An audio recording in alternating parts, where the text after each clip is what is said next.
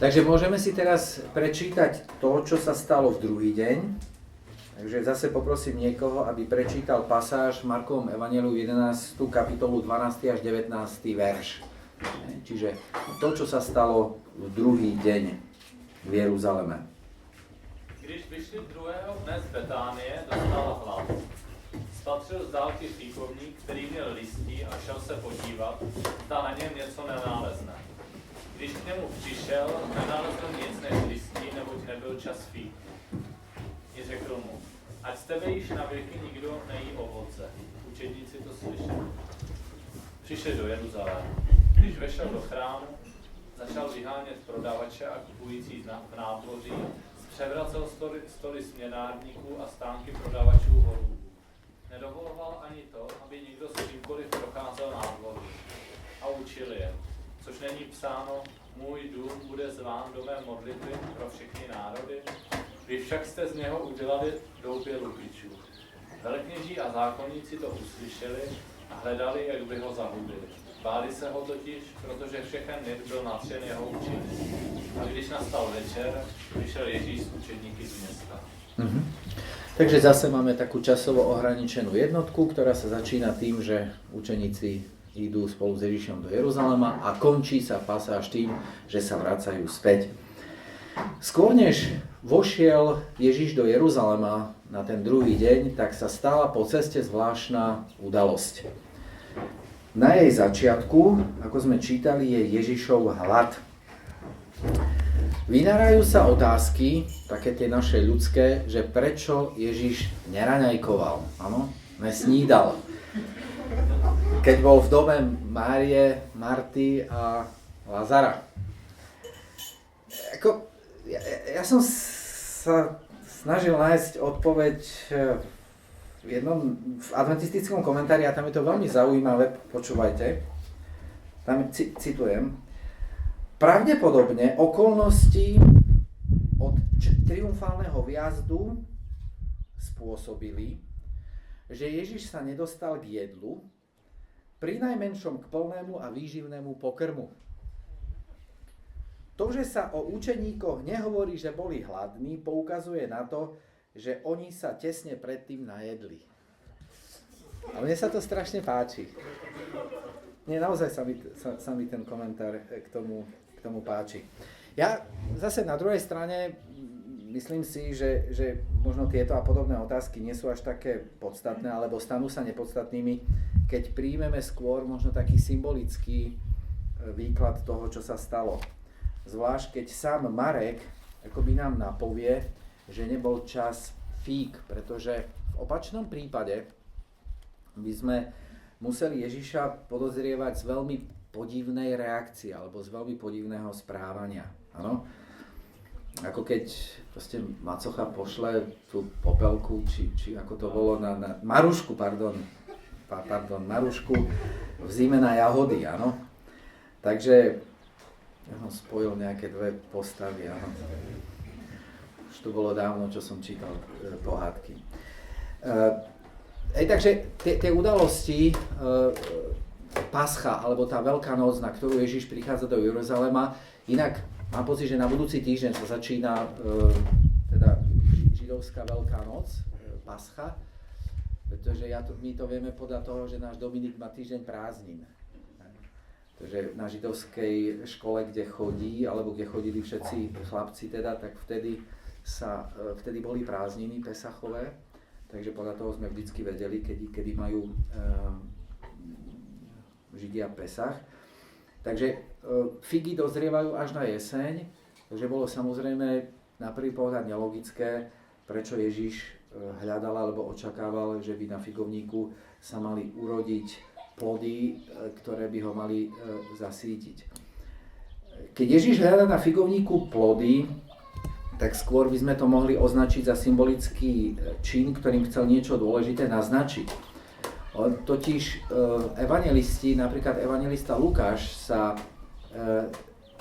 zaoberá tým námetom figovníka alebo neplodného figovníka, keď v 13. kapitole od 6. po 9. verš opisuje, ako majiteľ vinice chcel vypnúť neplodný figovník a vinár sa prihovára, aby sa počkalo, či neprinesie o rok ovocie. A ten v starozákonných textoch u Ezáša 9.6, Jeremiáš 8.13 sa s tým symbolom figovníka ako obrazu izraelského národa pracuje. U Lukáša je figovník obrazom tých, ktorým sa dáva šanca na pokánie a nápravu. Ano? Ale u Marka podobenstvo naznačuje, že sa pre určitú skupinu ľudí vlastne milosť ukončila. Aj keď práve tá veta, ktorú som spomínal, že nebol čas fík, ktorú Marek zakomponuje do svojho akoby hodnotenia, tak je tam určitá taká nádej aj pre Izrael, že teraz nebol čas fík, ale ten čas fík príde ešte niekedy na konci vekov, čo by mohlo byť trošku v súlade s tým, ako apoštol Pavol v liste Rímanom 11. kapitole od 11. po 16. a potom 25 až 42 vlastne hovorí o tej druhej šanci pre Izrael. Samozrejme sú aj komentáre, ktoré nepripustia že Ježiš vôbec niečo také mohol spraviť a že by to vyzeralo takto nelogicky. A argumentuje tým, že Ježiš predsa musel vedieť, kedy ten figovník prináša plné plody. A existuje taká teória, že Ježiš vlastne očakával v tom čase akoby také mladé, nedozreté plody, o ktorých Ozeáš 9.10 hovorí, že hovorí ako o mladom ovoci na figovníku, ktoré bolo v niektorých častiach veľmi chutné. Takže akoby sa ten Ježišov postoj ospravedlňuje hľadaním nejakých ďalších akoby rozumných vysvetlení, ale ja som hovoril, že skôr akoby tu treba pri tom výklade možno počítať s tým takým tým symbolickým pohľadom na tú udalosť. A teraz prichádza to očistenie chrámu alebo vyčistenie chrámu. A zase, my nevieme, ako dramatické to vyčistenie chrámu bolo. Podľa Marka sa odohrávalo skôr na nádvorí, kde mali prístup aj pohania. Prebiehal tam predaj všetkého, čo bolo potrebné k obetiam. Čiže to nebol nejaký taký ako svetský trh, to v žiadnom prípade. A práve niektorí komentátori hovoria, že to z Ježišovej strany nebolo také násilné, ako to možno na prvý pohľad vyzerá.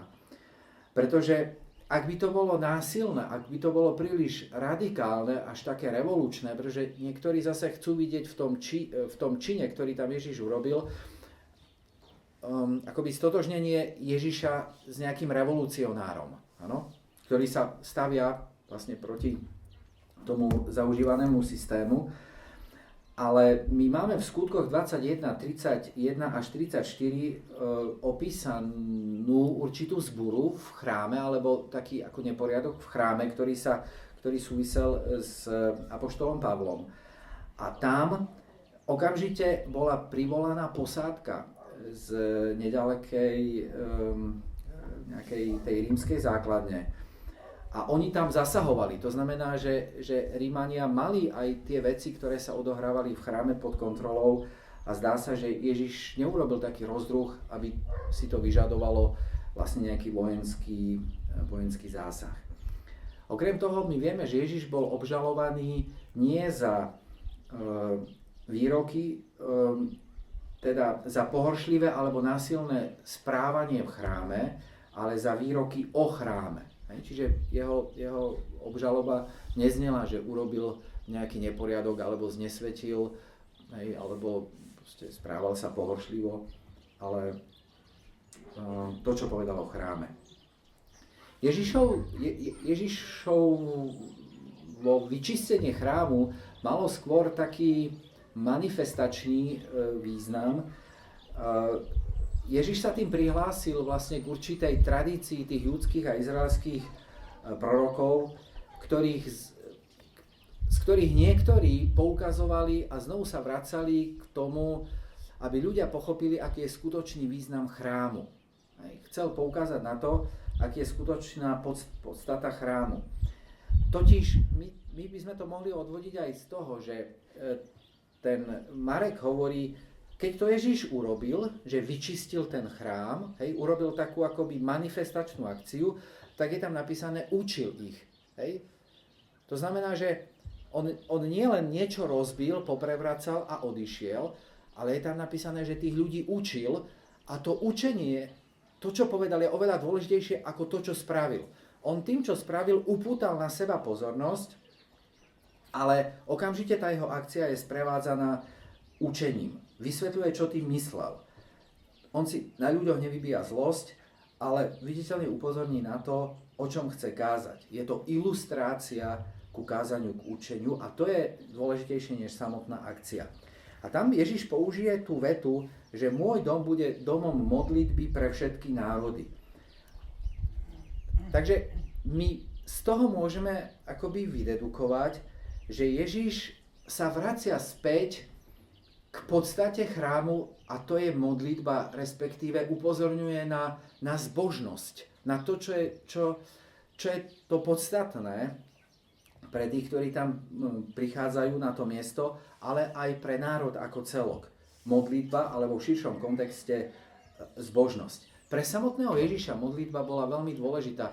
V tom istom evanjeliu Marek 1.35 my vidíme, že Ježiš sa vlastne po skončení soboty, po tom, čo uzdravoval a prežil pomerne náročnú sobotu, tak, že uzdravoval tých, ktorých priniesli pred dom, kde bol Ježiš vlastne s učeníkmi vybranými a uzdravoval do neskorých hodín a potom včas ráno je tam napísané, že Ježiš vyšiel na osamelé miesto a modlil sa. Takže pre Ježiša bola modlitba veľmi dôležitá a to dôležité ešte v tomto kontexte je, že do tej modlitby, on použije citát z Izaiáša, ktorý do tej modlitby alebo medzi tých návštevníkov chrámu vzťahuje alebo počíta aj s pohanmi.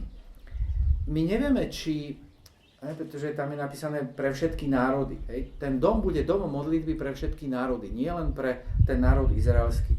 My nie sme si celkom istí, že ako tomu rozumeli Židia, či doslovne, alebo to chápali tak, že oni zastupujú vlastne pred Hospodinom všetky národy. A tým, že sú tam, tak sú symbolicky vlastne v tom chráme aj ostatní. Ja tu mám niekoľko citátov, ktoré ukazujú na treba z Jeremiáš 7.11 až 15 alebo Izaiáš 11.10, ktoré ukazujú na veľmi silný dôraz minimálne Izaiáša a Jeremiáša na tú univerzalitu uctievania Hospodina, na to rozšírenie tých dverí zbožnosti nielen na tú elitu, nielen na ten izraelský národ, ale vlastne rozšírenie na celý svet. Čiže ten princíp univerzality, otvorenosti toho národa sústredeného vlastne v spoločnej bohoslúžbe je zakotvený a verím teda, že Ježiš, že to bol ten Ježišov princíp, s ktorým sa stotožnil, keď čítal Jeremiáša a Izaiáša. Že o tej univerzalite tej liturgie alebo tej bohoslúžby v chráme. Dá sa teda povedať, že v tomto prípade sa Ježiš dotkol takej najcitlivejšej stránky židovskej identity, to jest chrámu. On mu chcel dať novú funkciu, nové zameranie na vzťah k Bohu, na to, čo je podstatné, vzťah k Bohu, modlitba a na rozšírenie skupiny tých, ktorí sa na modlitbách môžu podieľať. Jednoducho zbožnosť, liturgia, proste spoločné uctievanie Hospodina nemá byť výsadou len určitej vyvolenej skupiny ľudí, ale má mať širší akoby, rozmer. Možno to trošku pritiahnem za vlasy, ale ja by som povedal, sústreďte sa na vzťah k Bohu a a rozšírte miesto v modlitebnej lavici alebo v lavici zboru, v lavici kostola, v lavici chrámu aj pre tých, ktorí nie sú členmi vašej cirkvi. A zase nechcem teraz rozvíjať príliš ako debatu o účasti alebo neúčasti aj mňa ako predstaviteľa cirkvi na ekumenických pobožnostiach. Ja občas dostávam na zboroch otázky, niekedy myslené dobre, niekedy menej dobre, prečo sa zúčastňujem na ekumenických bohoslužbách.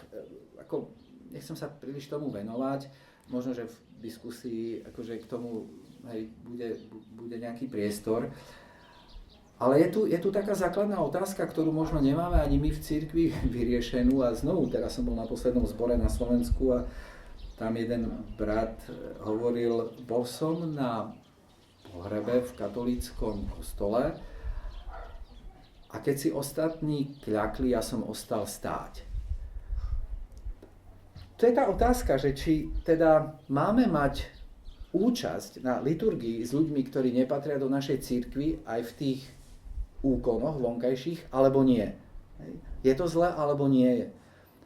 Ja nemám jasnú odpoveď, alebo možno mám, ale niekedy práve také texty, ako ten, ktorý sme čítali o tom Ježišovom princípe, keď sa odvoláva na Izaiáša, na tú slávnosť, na to spojenie tých Židov a pohanov pri uctievaní jedného Boha, tak sa znovu akoby v tej mojej aplikácii tie otázky akoby vynárajú. Kristova náruč, ak by som to mal takto zjednodušiť, Kristova otvorená náruč pre účasť pohanov na Sione, zdá sa, že nebola pochopená a prijatá. A až apoštol Pavel ju svojou misiou, ktorú rozšíri medzi pohanov, vlastne naplní. Pretože my vieme, že na začiatku kresťanstva vznikli dve strediská kresťanskej misie alebo cirkvi. Jedno bolo v Jeruzaleme, to bolo to ortodoxné, viac menej uzavreté, a potom to druhé, ktoré vzniklo v Antiochii, tam v tom prvom boli akoby tými predsedami a tými biskupmi, predstaviteľmi Peter a Jakub, a v tom druhom to bol Síla, teda Pavel a Barnabáš. Čiže my tu máme dve akoby rozdielne, akoby aj misijne zamerané, alebo aj svojou víziou, svojou stratégiou dve rozdielne ako strediska alebo dva názorové prúdy, ktoré hovoria aj o tom, aký vzťah by sme mali mať k ľuďom, ktorí sú za hranicami našej cirkvi. Čiže Ježišovo to nové poňatie chrámu je v súlade s prorockými predpovediami a dôrazmi zbožnosti u Jeremiáša a Izajáša a rozdeľuje Jeruzalemčanov na dve skupiny. Na tých, ktorí sú z nového učenia a Ježišovo takého univerzálneho prístupu nadšení, to sme čítali v tom texte, a tých, ktorí sa práve na základe tejto Ježišovej teológie alebo vízie snažia, alebo sú ohrození, cítia sa ohrození a snažia sa Ježiša zahubiť. Široké masy jasajú, symbolicky povedané, elita sa cíti ohrozená. Takže Ježiš vnáša tesne pred tým, než dôjde potom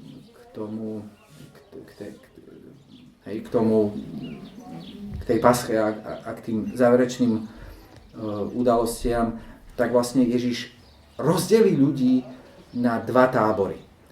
A čitateľ Markovho evanjelia vie, kto je silnejší a tuší, že to s Ježišom nedopadne dobre. Že toto mu bude v úvodzovkách osudným. Posledný verš uzatvára deň poukazom na to, že Ježiš sa s učeníkmi vracia späť do Betánie a my vieme, že na ceste do Jeruzalema budú prechádzať vedľa figovníka, nad ktorým Ježiš ráno vyslovil slova: nech nikto viac nie z teba ovocie. Prečítajme si teraz, čo sa stalo v tretí deň, Takže zase poprosím niekoho, to bude asi dlhšia pasáž, od 20. po 33. verš. Marek 11, 20 až 33, to je posledná časť.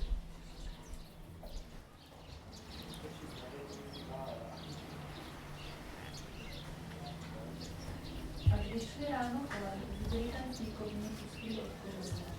Petr se rozpomenul a řekl mu: Rabi, hleď, ten fíkovník, který si proklal, je uschlý. Ježíš jim na to řekl: Mějte víru Boží. Amen, pravím vám, že kdo by řekl této hoře, zvedni se a vrhni se do moře a nezapochyboval by ve svém srdci, ale věřil by, že co říká se děje, to bude mít. Proto vám pravím, věřte, že jste všechno, za cokoliv se modlíte a oč žádáte, přijali a budete to mít. A kdykoliv stojíte a modlíte se, odpouštějte, máte-li proti někomu něco, aby vám i váš Otec, který je v nebesích, odpustil vaše přestoupení. Jestliže však vy neodpustíte, ani váš Otec ten v nebesích neodpustíte vaše přestoupení. A opět přišli do Jeruzaléma a když se procházel v chrámu, přišli k němu velekněží, učitelé zákona a starší a říkali mu: V jaké pravomoci to činíš? A kdo ti dal tuto pravomoc, abys to činil? Ježíš jim řekl: Zeptám se vás na jednu věc, odpovězte mi a řeknu vám, v jaké pravomoci to činím. Křesťanů, kdo z nebe nebo z lidí, odpovězte mi. Dohadovali se mezi sebou. Řekneme-li z nebe, řekne, proč jsme mu tedy neuvěřili, máme říci z lidí, báli se zástupu, nebo všichni skutečně měli za to, že Jan byl prorok. Ďakujem. Takže prečítali sme si, čo sa stalo v tretí deň. Je tam tá pasáž o tom vyschnutom figovníku a potom tá záverečná, ktorá je v mojej Biblii nadpísaná ako otázka moci. Ten prvý príbeh vlastne demonstruje Ježišovu schopnosť nielen uzdraviť, čo Ježiš robil vlastne počas svojho pozemského života, obnoviť veci, poriadok, ale aj zničiť. Niektorí kritici vlastne vykladajú, už som to spomínal čiastočne, obviňujú Ježiša z hnevu, áno, alebo dávajú mu taký ako ten ľudský rozmer. Hoci toto je jediný nadprirodzený zázrak, ktorý niečomu poškodil. Áno. Keď sa stala nejaká škoda, samozrejme, ak nepočítame trebárs ešte v tom istom myslím, že u Marka je ten príbeh o tom, ako Ježiš dovolil tým démonom vojsť do tých 2000 svíň. Áno. Takže tam tiež bola veľká škoda spôsobená, ale to nebolo akoby, že by Ježiš priamo tie svine akože zabil, áno, alebo nejako zlikvidoval, ale proste tí démoni si tie svine ako vybrali. Ale tam je zase dôležité to, že symbolicky sa to stalo presne v deň, alebo v tom čase, keď tá elita odmieta vlastne Ježišovo mesiášstvo a rozhodne sa ho zabiť. Vtedy akoby vysychá ten figovník a nebude už prinášať ovocie. A evanjelista tu ukazuje vlastne symbolicky na to, čo sa stane s niekým, kto tie Ježišove slova nevezme vážne. Ale túto situáciu, a to je veľmi zaujímavé, Ježiš nevyužíva a ani Marek nevysvetľuje to podobenstvo, alebo neobhajuje Ježiša, ani sa nezaoberá vlastne tým, čo sa stalo, tým vyschnutým figovníkom. Ale okamžite sa ten vyschnutý figovník, alebo tá udalosť stane pre Ježiša vlastne dôvodom na kázanie, na ponaučenie o dôležitosti viery. On použije príklad o tom, že ak budeme mať takú vieru, áno, že povieme tejto hore a tak ďalej. Je zaujímavé, že Ježiš povie niečo, čo nikdy počas svojho života neuskutočnil. Čiže on sám nikdy žiadnu horu nepreniesol, ani neurobil nikdy nejaký takýto nadprirodzený zázrak. Znovu, adventistický komentár hovorí o symbolickom vrchu ťažkostí. Ježiš hovorí nie o doslovnej hore, ale o ťažkostiach. ako vrch, ako symbol ťažkosti. A to bol aj ako obľúbený rabínsky výklad. A znovu sa dostávame k tej podstate. Hej. To je to, čo si máme my ako čitatelia z toho Markovho evanjelia vziať. A to je modlitba. Hej. Keď budete o niečo prosiť. Znovu je tu dôraz na modlitbu, ako by sa povedalo, vzťah k Bohu je to najdôležitejšie. Nepýtvať to, čo sa stalo s figovníkom, ale okamžite od toho prejsť k tomu, čo chce Ježiš povedať o modlitbe a o dôležitosti vzťahu k Bohu. A tu je ešte jedna dôležitá spojitosť, že k viere je pridaná modlitba a k modlitbe je pridané odpustenie. Čiže je tu viera, modlitba a odpustenie. Vzťah k Bohu, to je tá viera, dôvera, áno. Modlitba, to je to, čo ten vzťah udržiava, to, čo ten vzťah buduje. A potom ten ďalší prvok, s ktorým my ľudia máme niekedy problém, a to je odpustenie.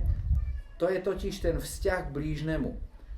Odpustenie ako forma komunikácie s blížnym. Jednoducho ten kruh sa uzatvára. Áno?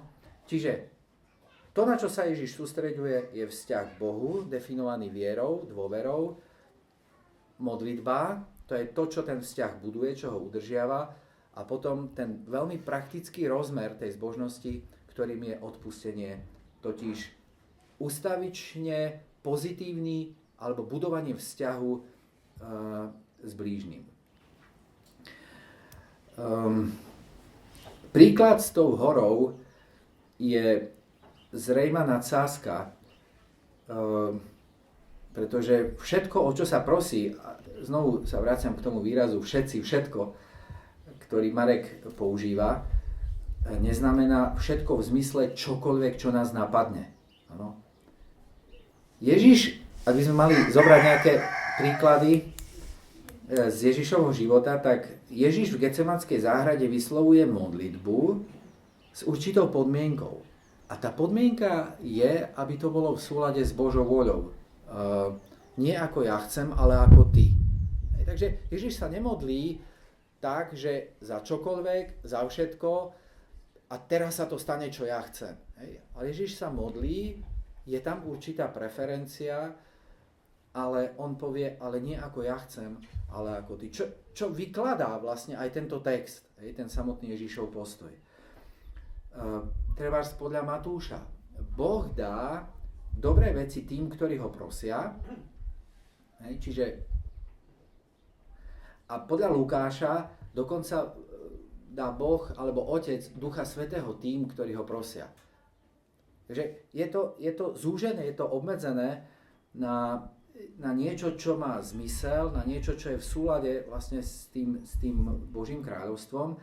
A celé to akoby ukončí, vlastne ten biblický pohľad, ukončí apoštol Pavol, ktorý v 1. Korinťanom 13 vlastne akoby sa vyjadroval k tomu, čo Ježiš povedal práve na tom mieste.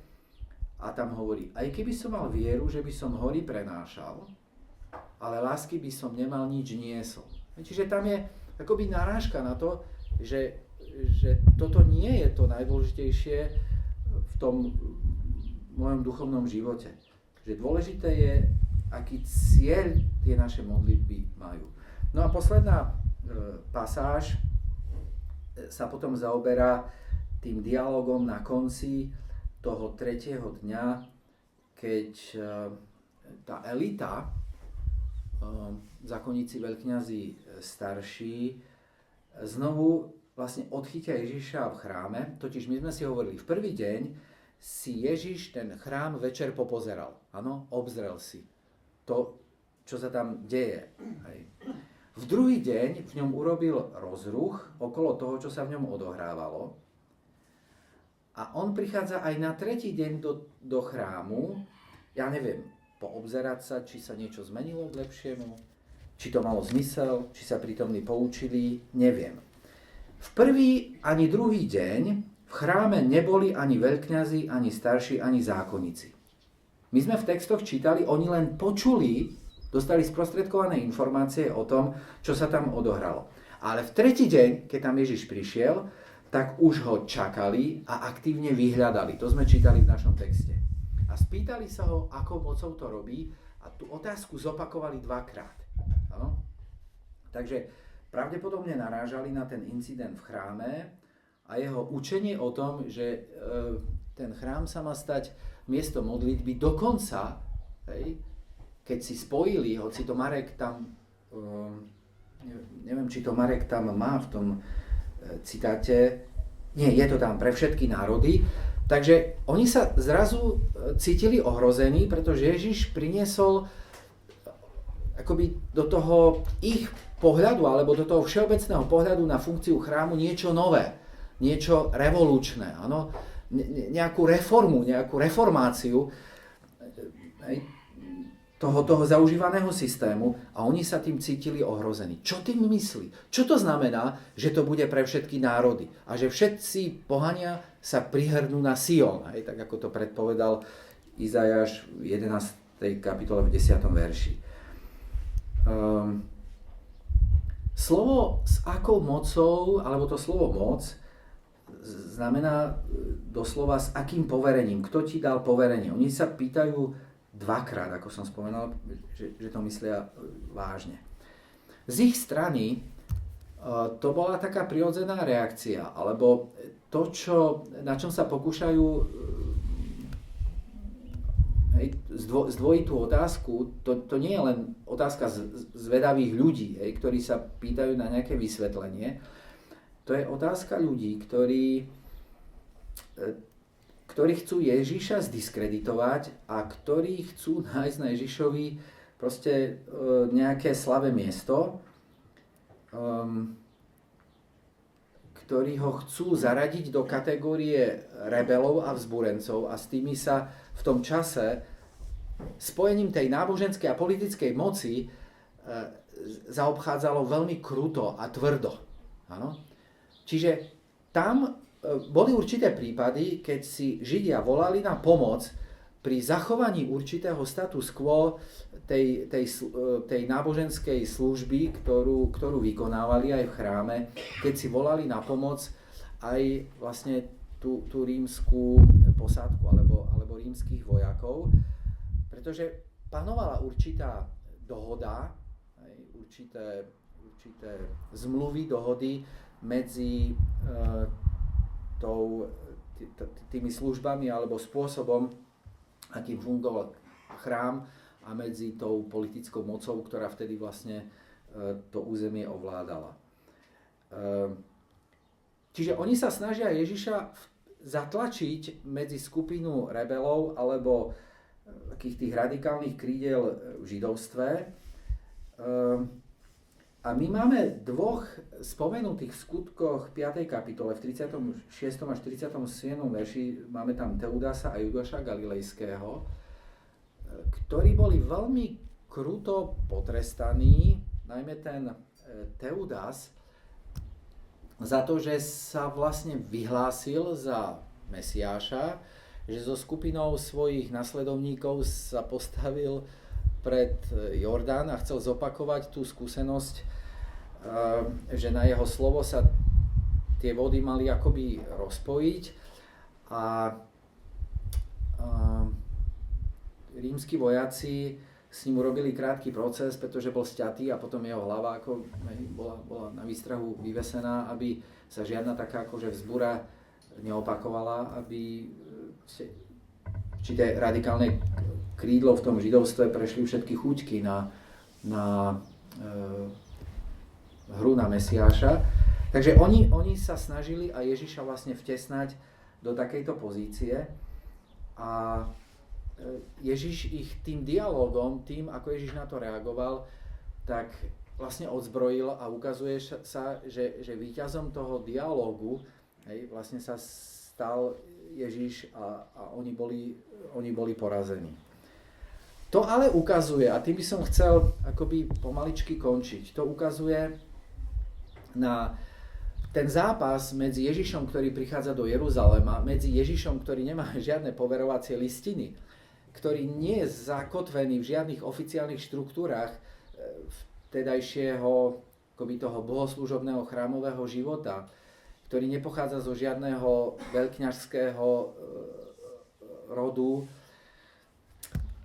Je tu ten zápas, ktorý sa v určitých podobách vlastne tiahne aj dejinami kresťanskej cirkvi, totiž vzťah medzi tou mocou alebo medzi tými predstaviteľmi riadne zvolenými, ak by som to mal použiť takto, hej, inštitucionálne zakotvenými, teda tými zákonnými alebo legálnymi predstaviteľmi cirkvi a medzi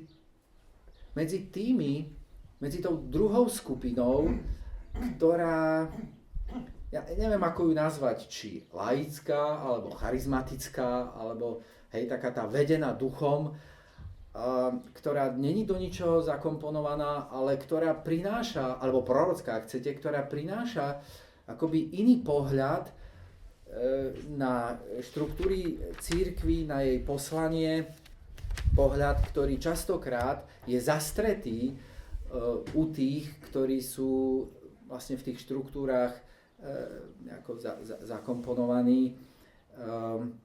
A v tomto prípade vlastne tie tri zložky, tí zákonníci starší a veľkňazi sa spojili, aby spoločne vytvorili, hoci oni sami medzi sebou mali určité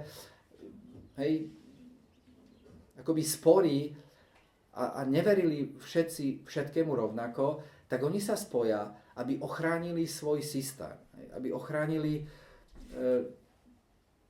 to, čo ich živí, to, čo oni považujú za kľúčové a dôležité priamo od Hospodina. My sme tí predstavitelia toho pravého náboženstva, tej pravej štruktúry a vytesnia vlastne z nej, pretože sa tým cítia ohrození, vytesnia z nej Ježiša. A tá 11. kapitola ukazuje skutočne aj tá posledná časť, že k tomu zápasu medzi týmito dvoma akoby chápaniami, poňatiami evidentne dochádza. Medzi tou legálnou, tou inštitucionálnou a medzi tou spontánnou, charizmatickou, ak chcete, hej, ktorú predstavuje Ježiš. A pre Ježiša, napriek tomu, že toto je vlastne porážka tých ľudí a Ježiš odchádza z toho dialogu ako víťaz, tak napriek tomu to nie je definitívne Ježišovo víťazstvo, pretože o niekoľko dní sa tie sily tak spoja, tá opozícia voči Ježišovi, že vlastne Ježiš skončí na kríži. O aplikácii sa asi ťažko hovorí, o dejinej sa vôbec nechcem baviť, ale asi by sme našli príklady ľudí, ktorí v dejinách vytvorili určitú opozíciu voči tým zabehnutým, zaužívaným štruktúram. Môžeme spomenúť trebárs Jána Husa, hoci Hus bol tiež vlastne akoby kňazom, ale hej, stačí, aby sa tá elita náboženská cítila niekým ohrozená a takisto ten človek jediným riešením, ako ho umlčať, je vlastne ho fyzicky zlikvidovať. A dnes aj ja osobne ako administrátor cirkvi často premýšľam nad tým, aby to, že človek funguje v cirkvi inštitucionalizovanej s určitým systémom, s určitými oddeleniami, s určitými inštitúciami, s určitými pravidlami, smernicami, normami, aby to nebolo tak, že budeme hluchí, alebo ja osobne za seba budem hovoriť, že budeme hluchí voči práve tomu takému prúdeniu ducha, ktorý sa u určitých ľudí v cirkvi samozrejme môže prejaviť a ktorý nastavuje zrkadlo tej administratíve alebo aj tým nechcem použiť slovo nomenklatúram, ale ktorý nastavuje zrkadlo nám, ktorí po niekoľkých rokoch v tej administratíve už treba ideme po určitých zažitých alebo vyšliapaných chodníčkoch, máme určité svoje videnie a nie sme takí citliví na obnovné akoby prúdy alebo obnovné procesy, ktoré si myslím, že cirkvi dávajú nový impuls, pomáhajú jej vlastne ako dynamicky a progresívne ďalej kráčať dopredu. Takže tento posledný